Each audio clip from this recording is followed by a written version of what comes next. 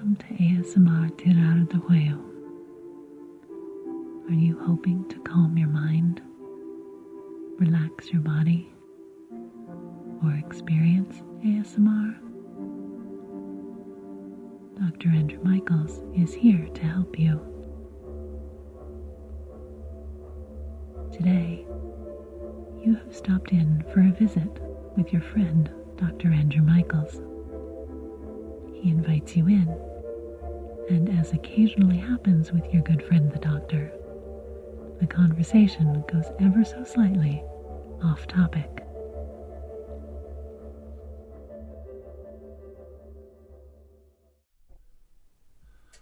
Good afternoon. How are you today?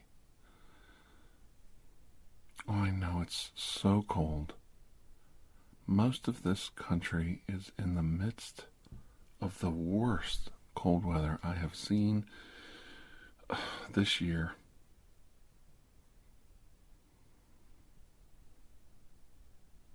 No, I understand that. No, please. Keep your coat on. Keep yourself warm and comfortable. The last thing I would want you to do is to be uncomfortable in any way. Please, have a seat. Please sit down. Well, I know part of my job is to make you feel comfortable and at home, but the other part of my job is to make sure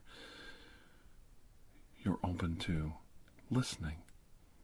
And you're certainly not going to listen to somebody who's standoffish and bullying and giving you orders. Oh, I'm glad you see it that way. I deal with a lot of people every day. Only takes a little bit of effort to be nice to everyone, doesn't it? It really does.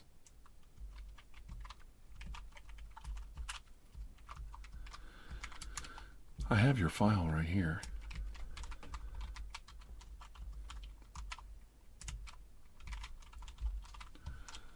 And I believe this is actually the first time you visited with us.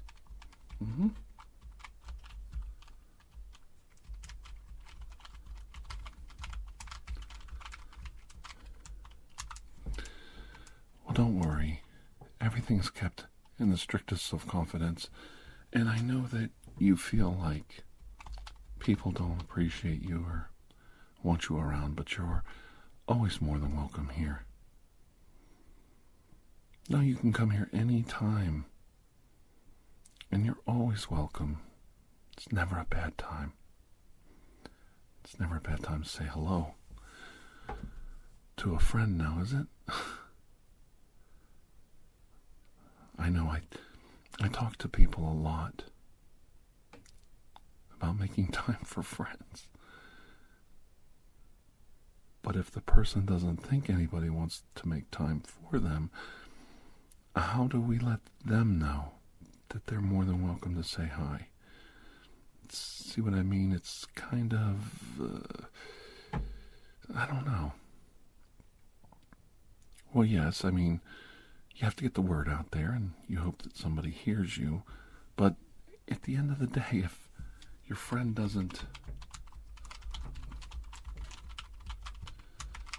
reach out for help, reach out to talk to someone, or hear the words you're saying, it's like the old question, if a tree falls in the woods, does anybody really hear it? Does it really make a sound? So we can talk to our friends all we want, but if they're deaf to the words coming out of our mouth, I guess we have to switch to smoke signals or message flags, right? Yeah. Semaphore? That's right. That's what the flags were. Remember those? We'll have to send a message through semaphore flags. Maybe we can get them to look then. Well, you know the old joke, Really? You feel that way too? Really? You feel like nobody really wants to listen to you or have you around? What is this? Is this your own mind playing tricks on you? Is that where this comes from? Well, yeah, I think over time, if you feel rejection and, friends move on and family move on and they don't keep in touch like they used to, I could see where you feel a sense of rejection, and I can understand that. That's doesn't mean there's other people that don't want to say hello or say hi.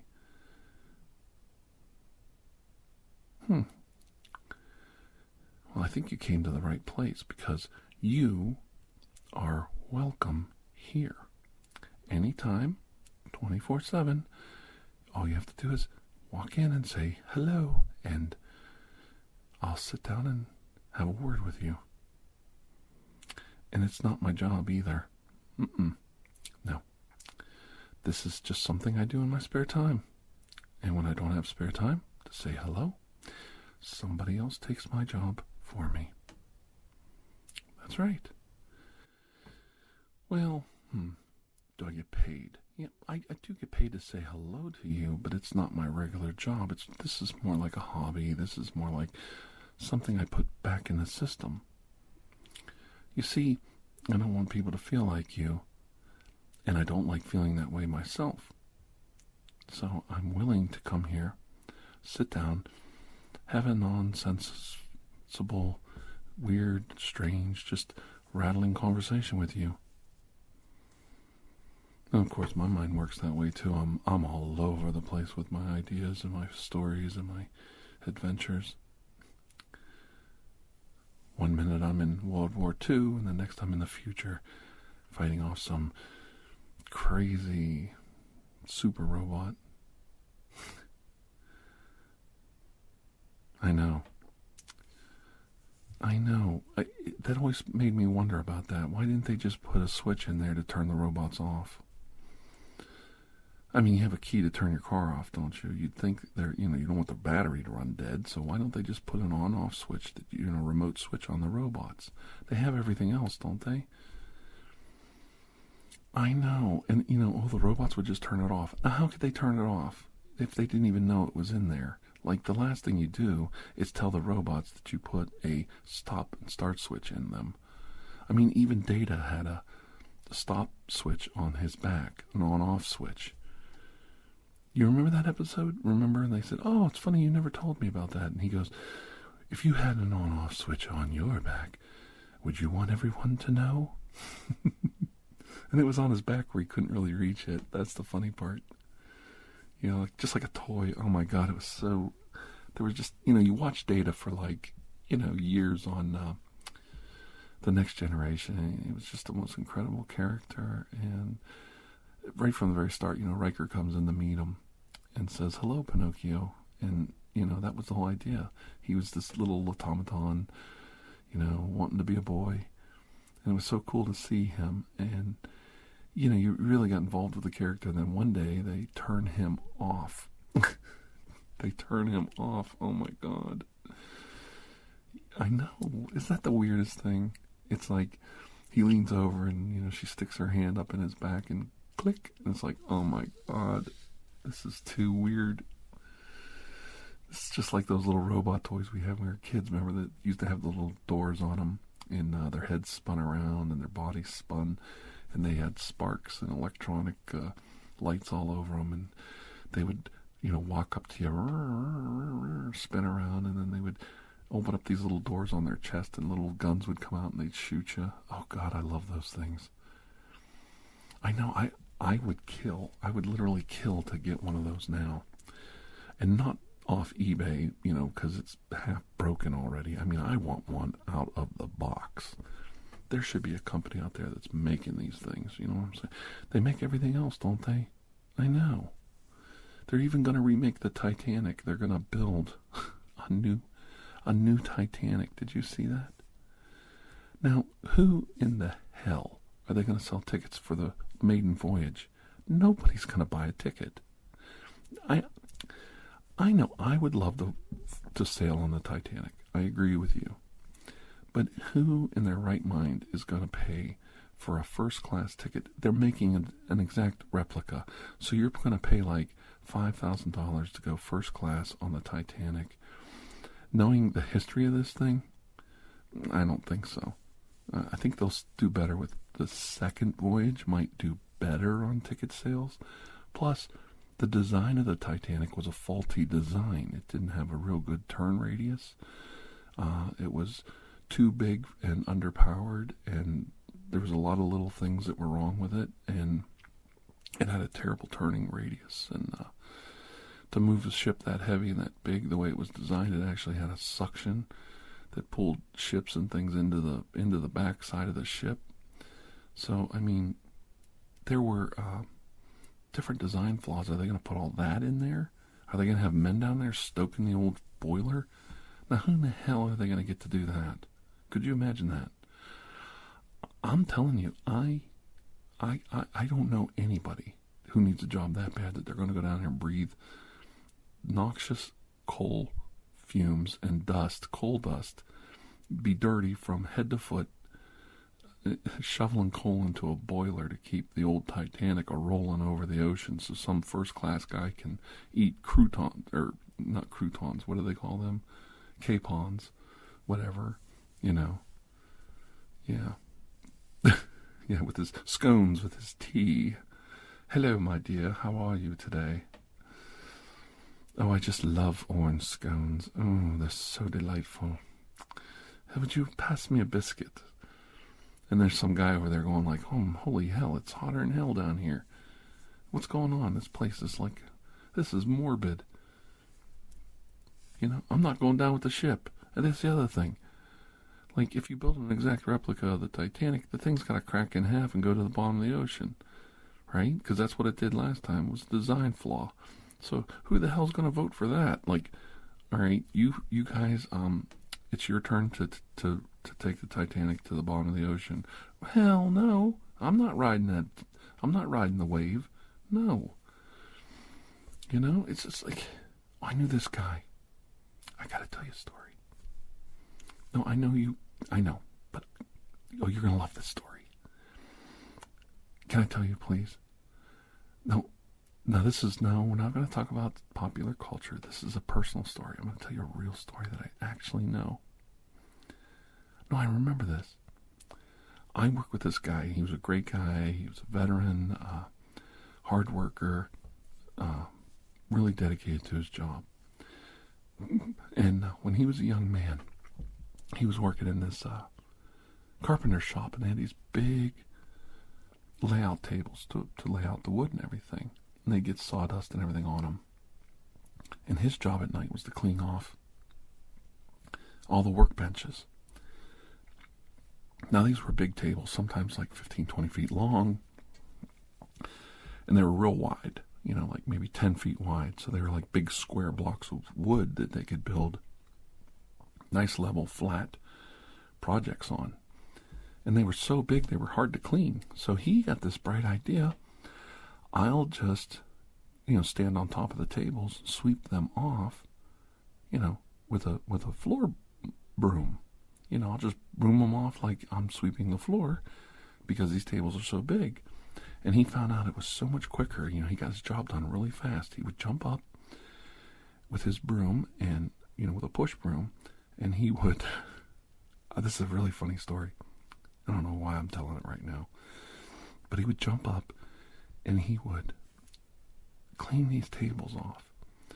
So he's sweeping them just like he's sweeping the floor, and we get to the edge. Of course, the sawdust and all the other, material falls to the floor, and then he would run around real quick and sweep everything up. Really quick. So he got to the very end of this one table, and he kind of like literally painted himself into a corner. There was no way to get down from the table. He was kind of like stuck there. If he jumped one way, he would go down a landing, down a set of steps. So he couldn't go that way, so he had to walk back over, and he's like, well, I'll just jump down. I'll just throw my broom down, and I'll just jump off. Well, being a young, brash guy, he just thought he'd, jump down would be no problem. He throws his broom down, and it, kind of hooks on a piece of equipment. And when he jumps down, the broom handle, the very end of the broom handle, got stuck on his pants and slid up his leg, and he literally impaled himself on the end of this broom. He was stuck riding this broom, and he couldn't fall one way or the other. He was stuck straight up and down, literally balanced on the end of this broom, and it was like just for a few seconds he was like stuck, and he kind of wiggled and he fell to one side, and he got off the broom and landed, and he had torn a hole in his scrotum. That's his ghibli bits, the part that hangs down on most men. He actually tore a hole in his scrotum, and he's laying there in incredible pain, the most incredible pain a human male can endure. They say it doesn't equal pregnancy, but I've never seen a woman get kicked in the doodads before, so I wouldn't know. If I could go through one pregnancy and not get kicked in the doodads 15, 20 times a year by people, that casually don't notice they hit you with their grocery bag or something, it might be worth a pregnancy to not have to go through that in public. So he rode the broom. He rode it right down. And he tore a hole in his scrotum, so he didn't know what to do. He really didn't know what to do. So he had to call for help. Now, he laid there for like maybe an hour or two, wounded. He finally got up and managed to get to a phone and call for help. So they take him to the hospital, and it's like, we're going to help you. Everything's okay. They, patched him up, sewed up the little tear on his ghibli bits. And, he's all stitched up, and he's okay. He's going to be all right. And they're asking, like, what happened? And he has to tell everyone what happened. So he starts making up all these excuses that he got, caught on a doorknob, that he fell, he was doing this, he was doing that. It's almost like a crime scene, they corner him and they're playing good cop, bad cop, trying to get the truth out of him. He won't tell. So finally they said, none of this makes sense. Just tell us what happened so we can fix it. We can fix what happened. We can make sure it doesn't happen again. It's an accident. We really want to, make sure that this doesn't happen in the workplace anymore. We don't want anybody walking around getting their ghibli bits caught on a door handle. If that's what you said happened, we've got to modify some of the doors because, he was saying like, an automatic door swung out and did it. And that didn't make sense, and they couldn't make it work. And so they said, just tell us the truth. So finally he says, oh, okay, all right, I'm going to tell the truth. I got up on the table and I was sweeping the tables off with a floor broom, a push broom, and I was sweeping all the work tables and work benches off. And then I threw the broom down, and when I jumped down, the broom got caught on my pant leg, slid up between my legs, and I rode the broom for about 3 or 4 seconds, and it tore my scrotum, and I fell over and landed. And then like 2 hours later, I was able to finally get up and call for help. And they all looked at him and said, okay, just tell us what really happened. Just tell us what really happened and how you got injured, and so we can fix it at work, because we don't want people walking around, getting hurt at work. And if you just tell us the truth, we'll fix it. We'll make sure nobody gets hurt again. And he's like, like, no. You didn't ride the broom. Yeah, I did. I rode a broom. I actually, and they went back and forth a little bit, and they said, this really isn't working out for you here. So, you're a really great employee, but we're kind of slow right now, so we're gonna let you go. Yeah, okay. Well, if we need you, we'll call you back. So, that was the way that went. And I love that story. I don't know why that story makes me laugh so much. It's just, it's a nonsense, silly story. But could you imagine this guy with his arms flailing out and his legs flailing? There's nothing to grab. You're in mid-air with this broom handle. Luckily, the broom handle didn't have a sharp end on it. But it's, stuck up in you, and you're flailing around with your arms and legs, looking like a frog that just got, stuck in the bayou practically. You're just a flailing along saying, hey, you impaled me, but you didn't. It's not a killing shot. Put me out of my misery, for God's sake. Don't make me suffer. That image in my mind is just so funny. Oh my goodness. When I was a little, me too. I did the same thing. When I was a little boy, I would, get up on top of the old wood rail fences. And my dad and mom, you're going to fall. And I learned to balance and ran across the top of those old, split rail fences. I was able to walk across them. I was really good at it. I had really great balance when I was younger. And one day somebody yelled at me about walking on that fence, and you're going to fall. And I turned and said, I'm not going to fall. I've never fell yet. And I slipped and went right down between my legs and cracked that. Luckily, the fence post, the fence rail, not a fence post, the fence rail cracked and broke, and I landed. So luckily I didn't get hurt too much. It kind of hit me on the side of the leg, and it just snapped from my weight, which was funny because I'm walking on it, and that wasn't enough to break it. But when I fell, it snapped right in half. So sooner or later I was going to fall and get hurt anyway. And just to let you know, that was the last time I walked across the fence when I was little. I was probably like 13, 14 years old. I was probably getting too heavy to do it. I could do it when I was little because I didn't weigh a lot. Then I had a growth spurt, and I started getting bigger and bigger, and heavier, and those fence posts were probably like creaking, they'd been up for a while. And those old rails were getting dry and, brittle, and I landed right on one and cracked it. My dad threw a fit. Oh my God, was he mad. He made us work all day on stupid projects around the house. We all got punished because I did something stupid. That's the way he did things back then. So then, don't punish me and leave the kids alone. Everybody got punished. So this time it was my fault. So my brother and I put that rail back together, and it was in a real bad spot where everybody would see it. So we went around and found like another fence rail that wasn't, something everybody would look at every day, and we switched them out and put not brand new one, but one that wasn't broken in place. And we put the one I cracked in half back together. Luckily, it went right back together. And, a little wood glue, and then we not bolted it. We nailed a piece of wood across the backside to hold it together, and we replaced it with the one that was good. So then everybody was happy, So my dad and mom were happy.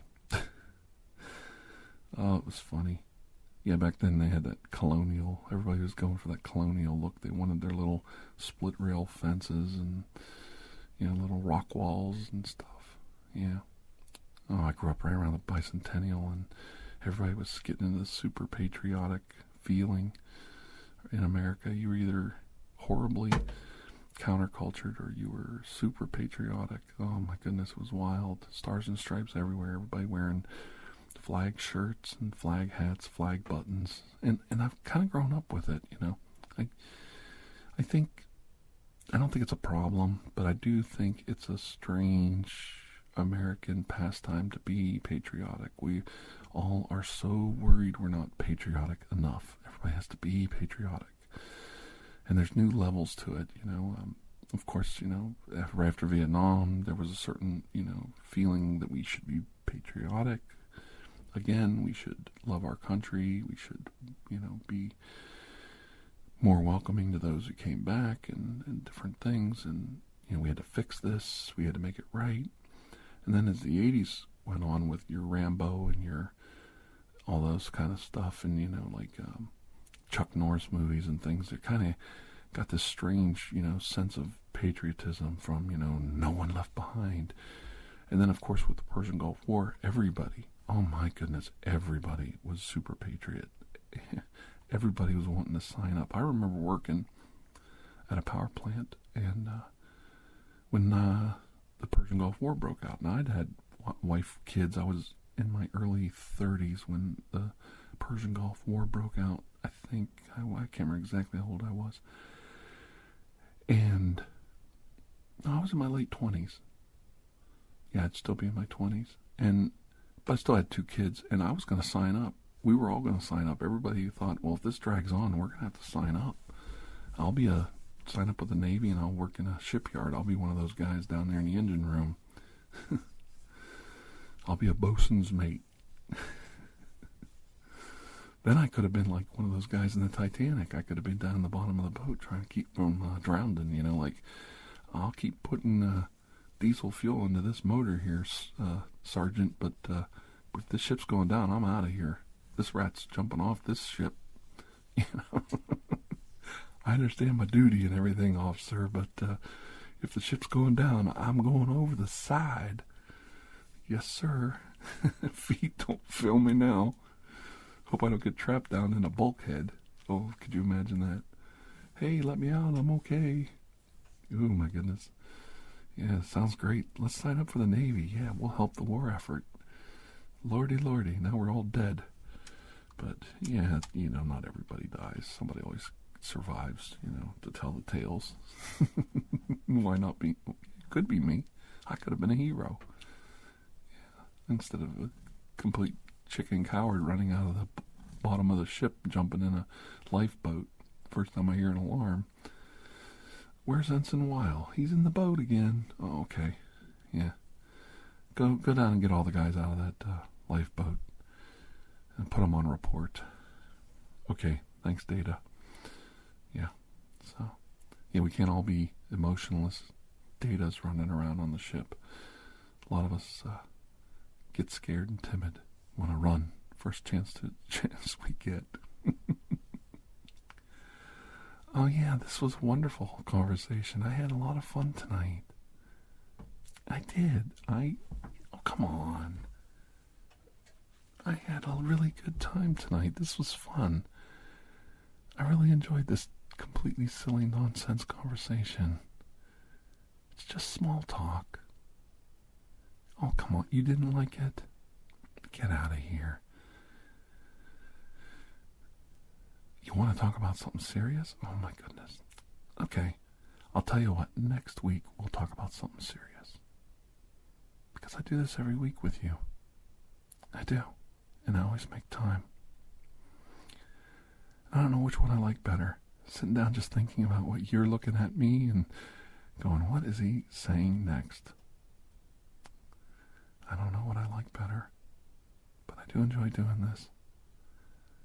I do. Well, I'm glad you came. I took the time to listen. I really am.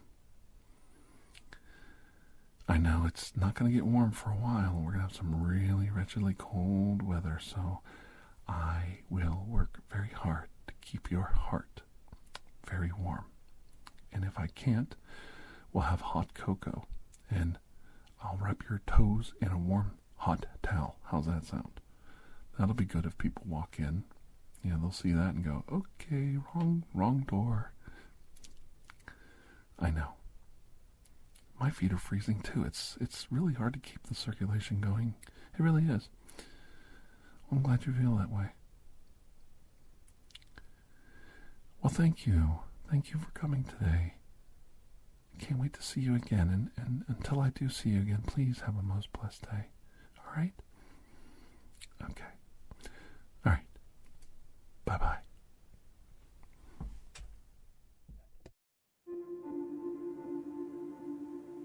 Thank you for joining us for ASMR TirarADeguello.